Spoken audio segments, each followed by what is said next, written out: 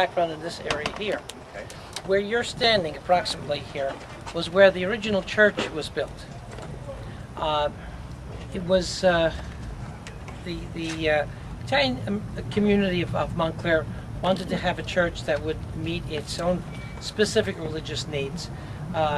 While of course the Mass was still said in Latin, there were many things that was still in the were already in the vernacular. For example, at a Mass, a sermon would be given in the language of the people.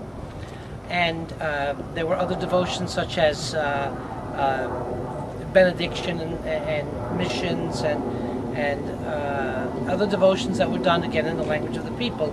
And the Italian people in this area wanted a place that they could have their own native language and customs continue. And so they built the small church, approximately where you're standing. It was a wooden church, and it was not yet quite complete. In September of 1907, when Father Paul Lisa, the first pastor of the parish, said the first Mass on September 8th, 1907. It was not until 1915, however, that the church was formally incorporated according to the laws of the incorporation of the state of New Jersey, as every parish now has to be. So it was probably somewhere around that time that the incorporation was deemed necessary for all the parishes. But we had been in existence, as I said, as a parish for 8 years already. And Father Di Santolo, I don't remember what his first name was the first pastor under the incorporation. Which had grown the church, so they wanted to build a larger church, a more permanent structure than a wooden structure. So in 1937, the cornerstone was laid for this church under Father Salvatore Medaglia, who was the pastor at the time. He was pastor from 1933 to 1943, when I believe he passed away. And the church was built here next to the old church, and of course the rectory as well, all in the same architectural style, which I believe is called Franciscan Gothic. The bell tower itself reminds me of the bell tower in Assisi, the Basilica of St. Francis. And even though the priests here have been diocesan priests and not Franciscan priests, it was chosen, a Franciscan Italian Gothic style was chosen for this church. And of course eventually the rectory was torn down. The church rather was torn down. Where the rectory was, I don't remember.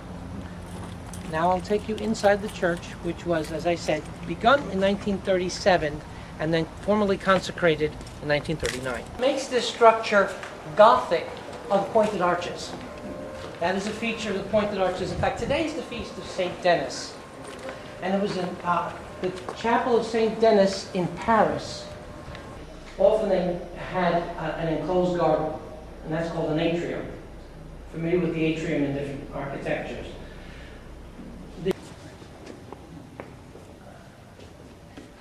We need more light in here, but the windows up at the top, that in architecture, the upper story like that of windows is called the clear story.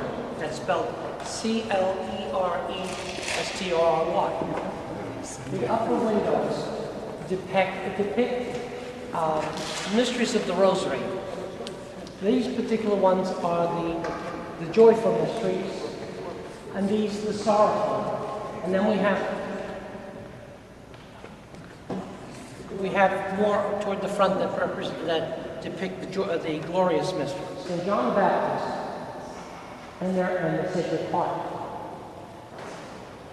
Now we have side niches with different saints. On the left, the saint, the sister looking at the crucifix. That's Saint Rita of Asha.